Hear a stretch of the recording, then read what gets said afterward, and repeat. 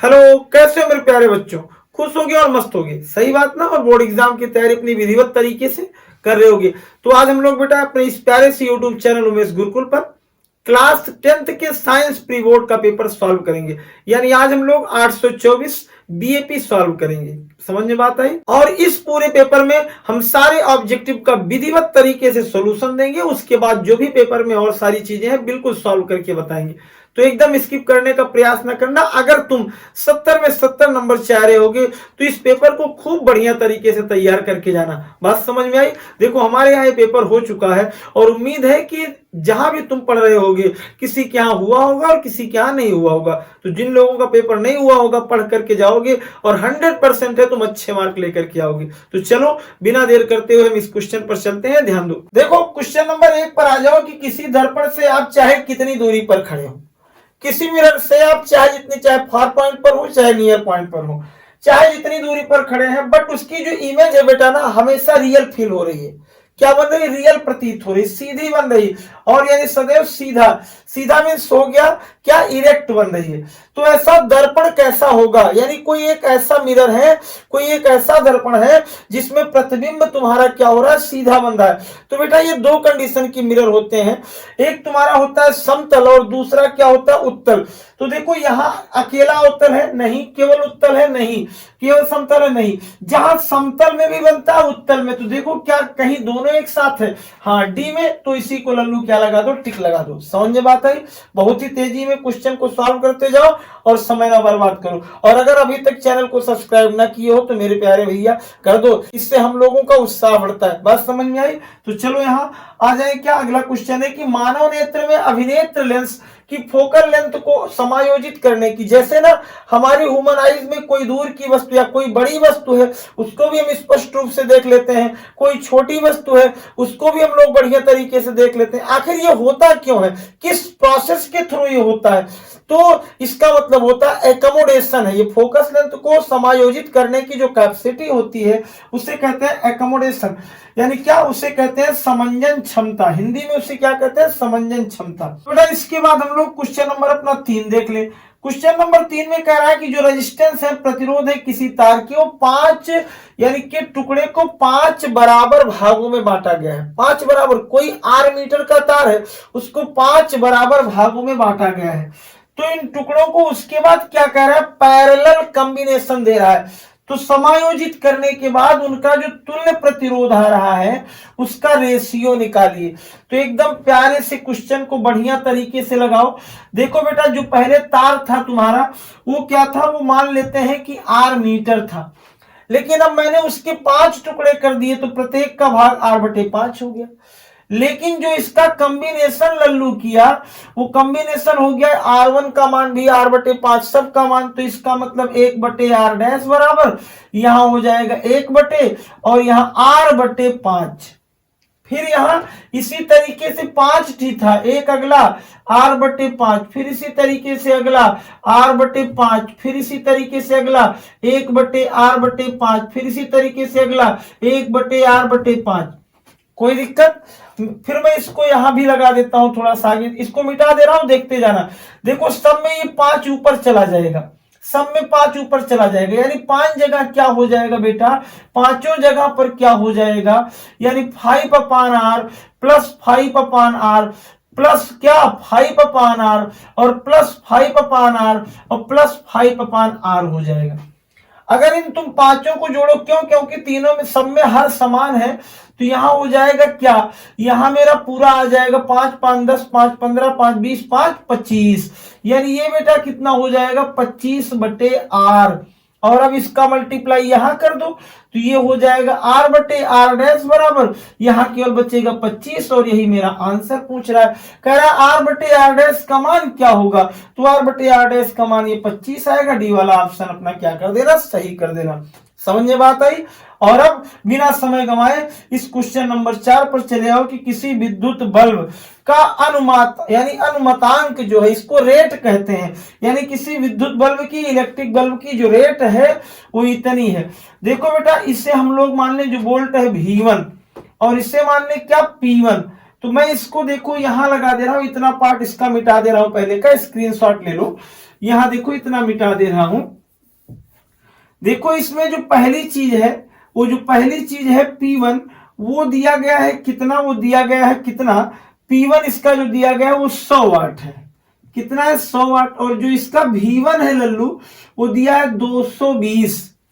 तो इसका I क्या हो जाएगा? I बराबर होता है P1 अपान V1। तो यहां मेरा आ जाएगा कितना? यहां मेरा हो जाएगा 100 बटे 220। और अगर इसे मैं काट दूंगा, अगर 220 एक जीरो से एक जीरो काट दिया, देखो यहां 10 हो गया और यहां 22, 2 पंचे 10 हो गया और 11 दूना 22, यानी ये हो जाएगा 5 बटे 11। ये आई निकल गया। लेकिन तुम्हें जरूरत फिर आगे क्या करे थी, जब इस को 110 वोल्ट से जोड़ा जाता है, मतलब V2 जो तुम्हारा आया था वो 110 था, तो पूछ रहा था P2 क्या होगा, तो P2 बराबर हो जाएगा V2 इंटू आई। और देखो V2 का मान है 110 गुणे यहाँ 5 बटे 11, 11 दहम्मा 110 और 10 पचे 50। तो अगर कहीं 50 वाट हो तो सी पर टिक लगा दो। ये देखो, तो पहले वाले में तुमने दोनों पर लगाया, दूसरे वाले में एकोमोडेशन समंजन क्षमता, तीसरे में लगाया 25, चौथा वाला ऑप्शन, चौथे क्वेश्चन में लगाया क्या? 50 वाट। और पांचवें क्वेश्चन में कह रहा है विद्युत धारा को मापने वाली युक्ति क्या है। कहीं अगर एमीटर दिख रही हो तो सी पर टिक लगा दो, क्योंकि एमीटर से हम लोग विद्युत धारा मापते हैं। तो चलो इतना स्क्रीनशॉट लो, आगे मैं क्वेश्चन नंबर 6 बताने वाला हूं। तो चले जाओ बेटा, आप क्वेश्चन नंबर 6 पर कह रहा है निम्न में से कौन सा नियम है जो लंबे विद्युत धारा वही तार के निकट चुंबकीय क्षेत्र की दिशा को बताता है। तो बेटा उस नियम को हम लोग कहते हैं दाएं हाथ के अंगूठे का नियम। क्या कहते हैं? दाएं हाथ के अंगूठे का नियम। टिक लगा लो। अगला है कि सामान्य दृष्टि के लिए स्पष्ट दृष्टि की न्यूनतम दूरी क्या होती है। तो तुम्हें मालूम होगा स्पष्ट दृष्टि की न्यूनतम दूरी अगर पूछेगा तो 25 सेंटीमीटर, और अधिकतम दूरी पूछेगा तो अनंत। आगे क्या कह रहा है कि शुद्ध जल का पीएच मान। देखो जल का पीएच मान होता है 7, और अगर प्रश्न में आयनिक गुणनफल होता तो कहते 14। छोड़ो उसको, वहां से मतलब नहीं है। अगला कह रहा है निम्न रासायनिक अपक्रिया किस प्रकार की? BaCl2 प्लस H2SO4 दोनों जलीय थे, लेकिन यहां जाने के बाद BaSO4 बैठ गया माने सॉलिड, और सॉलिड का मतलब अगर कोई पानी में बैठ रहा है तो अवक्षेपण अपक्रिया, प्रेसिपिटेशन हो रहा है, अवक्षेपण हो रहा है। मीन्स 725। और यहां हम लोगों ने क्या लिखा? Right hand thumb rule. और यहाँ प्रेसिपिटेशन। प्रयोगशाला में सबसे पहले कार्बनिक यौगिक का निर्माण हुआ। तुम्हें मालूम था कि वर्जिलियस का एक शिष्य था होलर जिसका नाम था, उन्होंने सबसे पहले, वैसे तो वो बनाने के मूड में नहीं था, बन गया अच्छी बात है। हाँ आगे देखो, सबसे पहले प्रयोगशाला में उसने क्या बनाया था? यूरिया बनाया था। कार्बनिक यौगिक कौन सा बना था? यूरिया। अगला क्वेश्चन है बेटा 11 नंबर की, एल्केन का सामान्य सूत्र क्या है? देखो बेटा एल्केन का सामान्य सूत्र होता है CnH2n+2। ये वाला एल्कीन है, ये वाला एल्काइन है, और वो तो फार्मूला उसको छोड़ दो, यौगिक है। तो एल्केन वाला ये पहला सही है, CnH2n+2। और अंतिम क्वेश्चन यानी 12 नंबर क्या कह रहा है? सिनेबार का रासायनिक सूत्र क्या है? तो सिनेबार का देखो होता तो HgO है, कहीं कहीं Cu या फिर H2 देते हैं, वैसे उसे हम कुछ और नाम से जानते हैं, यहाँ H2 है। तो HgO और ये दोनों में से कोई एक हो सकता है, लेकिन तुम इसी को टिक लगा देना, बाकी तुम देख लेना कौन सा सही और कमेंट बॉक्स में लिखना। चलो इतना स्क्रीनशॉट ले लो, फिर हम लोग क्वेश्चन नंबर अपना 13 पर आ जाए। चलो बेटा हम लोग क्वेश्चन नंबर 13 पे चलते हैं। देखो बचपन से एक क्वेश्चन जान रहे हो कि कार्बन परमाणु की वैलेंसी यानी संयोजकता क्या होती है, कि कार्बन परमाणु की वैलेंसी होती है 4। अगर कोई पूछ रहा है कैसे, तो हाँ कोई पूछेगा नहीं वैसे, लेकिन जानते हो इलेक्ट्रॉनिक विन्यास इसका होता है 2 4, यानी परमाणु क्रमांक होता है 6, आउटर मोस्ट में 4 इलेक्ट्रॉन, यानी 4 पूरा करके ऑक्टेट बनाएगा। वैलेंसी इसकी कितनी हो गई लल्लू? 4। अगला कह रहा है इंफॉर्मेशन के लिए यानी चालन के लिए विशिष्टीकृत जो टिश्यूज होते हैं वो किस में होते हैं, इसके लिए लगा देना एनिमल में, जंतुओं में। नेक्स्ट है कि पुष्प के निम्न में से किस भाग में क्या होता है? जनन कोशिकाएं होती हैं। किसमें के यानी पुष्प के निम्न में से किस भाग में जनन कोशिकाएं होती हैं? तो उसमें लगा देना तुम लोग पुंकेसर में। नेक्स्ट में है कि निम्न में से कौन सा हार्मोन से जो हमारे शरीर के लिए किसका? कार्बोहाइड्रेट का, प्रोटीन का व फैट का क्या करता है? रेगुलेट काम करता है, रेगुलेशन करता है। कौन सा है वो होगा बेटा थायरॉक्सिन। क्या होगा? थायरॉक्सिन। यानी तुम्हारे शरीर में कार्बोहाइड्रेट, प्रोटीन व वसा का उपापचय का नियंत्रण जो करता है वो कौन है? थायरॉक्सिन है। अगला है कि शुक्राणु का निर्माण कहाँ होता है। देखो शुक्राणु मीन्स यानी किसका, स्पर्म का फॉर्मेशन कहाँ होता है, ना तो शुक्राशय में होता है, ना तो वृषणकोश में होता है, ना तो शुक्रवाहिनी में यानी टेस्टिस जिसे कहते हो यानी वृषण में होता है। अगला है कि महिलाएं यक्ष गुणसूत्र प्राप्त करती हैं किससे। देखो महिलाएं यक्ष गुणसूत्र पुरुष से भी यानी पिता से भी पा सकती हैं और माता से भी पा सकती हैं। इसका मतलब दोनों जहां होगा उसी को टिक लगा दो। अगला है कि निम्न में से कौन सा एक उत्पादक है, मीन्स कौन सा एक क्या है, प्रोड्यूसर है। तो जीवाणु गलत, हरे पौधे पर टिक लगा दो। क्या, हरे पौधे तुम्हारे प्रोड्यूसर होते हैं। और इस तरीके से क्वेश्चन नंबर 20 पर आ जाओ। वृद्धि का संदमन करने वाला पादप हार्मोन कौन सा होता है, एब्सिसिक एसिड यानी एब्सिसिक अम्ल पर टिक लगा देना। इस तरीके से बेटा 20 ऑब्जेक्टिव खत्म। अब हम लोग अपना डिस्क्रिप्टिव क्वेश्चन देखेंगे। स्क्रीनशॉट ले लो इसका। तो चलो बेटा हम लोग अब डिस्क्रिप्टिव का पहला क्वेश्चन देख लें। कह रहा था एक कार की हेडलाइट के अवतल परावर्तक, एक कार की हेडलाइट जो है उस पर एक अवतल परावर्तक यानी रिफ्रैक्टर लगा है। दीप तंतु की लंबाई जो है वो 4 mm है। तंतु के प्रतिबिंब की यानी इमेज जो है वो 40 सेमी बड़ा है। अपवर्तक से 5 मीटर की दूरी पर बनने के लिए क्या कितने परावर्तक का लगाना पड़ेगा, यानी कितनी फोकस दूरी का रिफ्लेक्टर लगाना पड़ेगा। बात समझ में आई। और तंतु के प्रतिबिंब की आवर्धन भी ज्ञात कीजिए। तो सबसे पहले तुम्हें यह मालूम है कि तंतु की जो लंबाई रखी गई है बेटा वो 4 mm रखी गई है। 4 mm का मतलब 4 गुणे 10⁻³ मीटर में बदलने के लिए mm को 10⁻³ से मल्टीप्लाई कर दिया मैंने। फिर प्रतिबिंब की ऊंचाई 40 सेमी दी थी, इसे भी मीटर में बदलने के लिए 100 से भाग दिया तो 2 अंक पर दशमलव लग गया। बात समझ में आई। फिर परावर्तक से प्रतिबिंब की दूरी यानी भी जो थी वो कितनी थी, 5 मीटर की दूरी पर था तो मैंने 5 मीटर लिख दिया। देखो यही मीटर में था इसीलिए सबको मीटर में चेंज किया हूं। आगे कह रहा आवर्धन, देखो मैं दूसरा वाला पार्ट समझ लो पहले लगा दिया। आवर्धन m बराबर होता है h'/h यानी प्रतिबिंब पिन की लंबाई बटे वस्तु पिन की लंबाई। तो प्रतिबिंब पिन की लंबाई थी 0.40 ये था और वस्तु पिन की लंबाई ये माने पहला वाला था। तंतु की लंबाई देखो 0.4 था, ये देखो ये 10⁻³ ऊपर गया तो ये -3 प्लस में हो गया। 0.4 में 3 से अगर 10⁻³ से मैंने 1000 से मैंने मल्टीप्लाई किया तो ये 400 हो गया, 1 दशमलव उड़ गया और बटे यहाँ 4, इसको 400 को काटा तो कितना आ गया 100, यानी जो उसका आवर्धन था वो आ गया 100। समझ में बात आई। और फिर एक चीज तुम जानते हो फोकस दूरी निकालना था तो आवर्धन m बराबर -v/u होता है। देखो यहां मैंने -100 बराबर क्या लिख दिया, माइनस इतना, और अब मैं v/u यानी अब देखो u को इधर ले गया 100 इधर आया, माइनस से माइनस उड़ गया 5/100 यानी देखो 2 अंक पर दशमलव लगा दिया तो ये आ गया तुम्हारा u का मान। समझ में आई। थोड़ा सा फास्ट बेटा इसको लगा करके फिर समझ लेना। आगे कह रहा है फोकस दूरी 1/f बराबर 1/u प्लस 1/v यानी मिरर वाला फार्मूला। तो 1/u का मान तुम्हारा क्या आ गया, दिया गया था और उसका v का, और u का मान तुमने यहां से क्या कर लिया, लगा लिया। देखो ये v का मान दिया गया था, u का मान ये मैंने रख दिया। देखो यहाँ 2 अंक पर दशमलव रखा था इसलिए मैंने 2 जीरो बढ़ा दिया, दशमलव खत्म किया तो 100/5 हो गया और 100 को 5 से भाग दिया तो 20 आ गया। अब इसका तिरछा गुणा किया, 20 पंचे 100 और 1 इक्कम 1, 100 और 1 जोड़ दिया 101 बटे कितना हो गया 5। इतना समझ में आया। अब देखो 1/f बराबर 101/5 और f बराबर ये दोनों चीजें पलट जाएगी 5/101 और इसको भाग दे दिया तो आ गया 0.0495। चलो इसका स्क्रीनशॉट ले लो फिर हम लोग क्वेश्चन नंबर 2 की तरफ चलें। बात समझ में आई। थोड़ा सा बेटा जल्दी आज समझा रहा हूं इसलिए कि समय बहुत कम लग रही है। तो चलो बेटा अब हम लोग क्वेश्चन नंबर 2 का ये देख लें। इसमें देखो पहला प्रश्न क्या है कि प्रकाश के प्रकीर्णन का 2 उदाहरण लिखिए। देखो प्रकाश के प्रकीर्णन का मतलब होता है प्रकाश की किरणों को फैलना। बात समझ में। इसका मैं डीपली तो नहीं बता रहा हूं क्योंकि इतना तुम्हारे पास अब समय नहीं रहेगा, जाकर के बुक में एक बार पढ़ लेना, इतना कर सकते हो। और नहीं अगर समझ में आएगा तो वीडियो में लिखना कमेंट बॉक्स, निश्चित रूप से तुम्हें मैं उसको एक्सप्लेन करके एक नई वीडियो बना दूंगा। बात समझ में आई। चलो तो 2 उदाहरण जो लिखना था, एक एग्जाम्पल तुम्हारा क्या हो जाएगा, रेनबो का बनना मतलब इंद्रधनुष का बनना, और दूसरा तुम्हारा हो जाएगा तारों का टिमटिमाना। समझ में बात आई। अगला कह रहा है प्रिज्म से श्वेत प्रकाश की किरणें गुजरने पर किस रंग का विचलन सबसे ज्यादा होता है।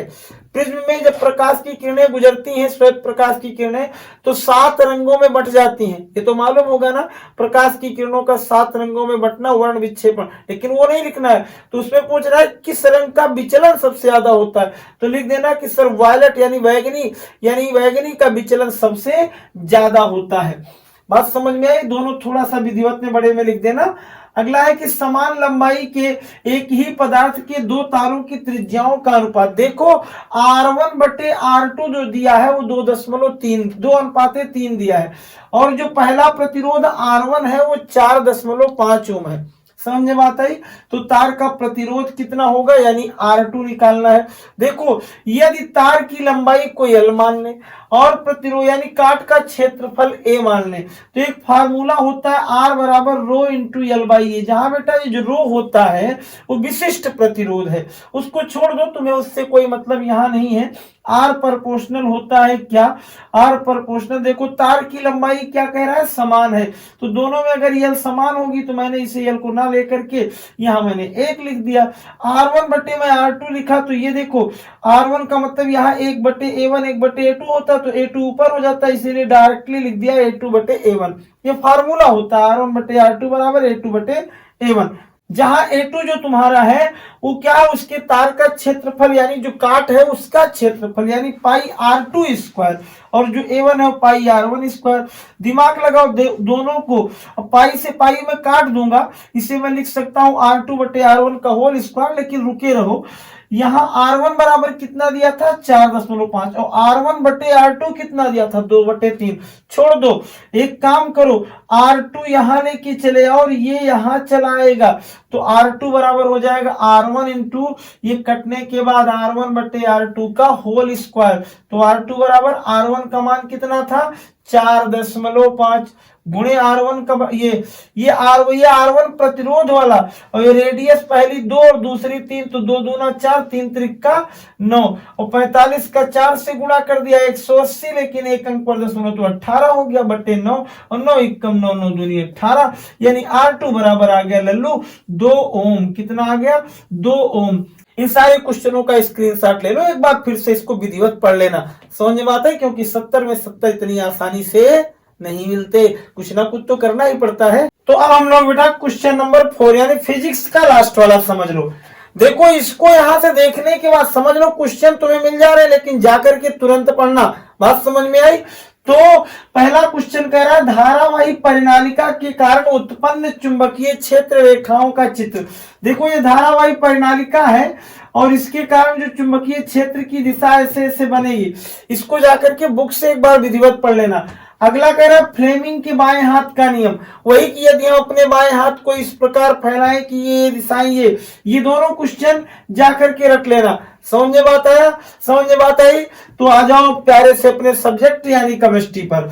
बेटा खंड 2 है जो केमिस्ट्री का हिस्सा है, एकदम गलत ना करना, ये समझ लेना केमिस्ट्री के पोर्शन में अगर गलती हो गई तो तुम्हारी पूरी जिंदगी बर्बाद हो गई। ये इतना आसान पेपर किसी का आता नहीं है।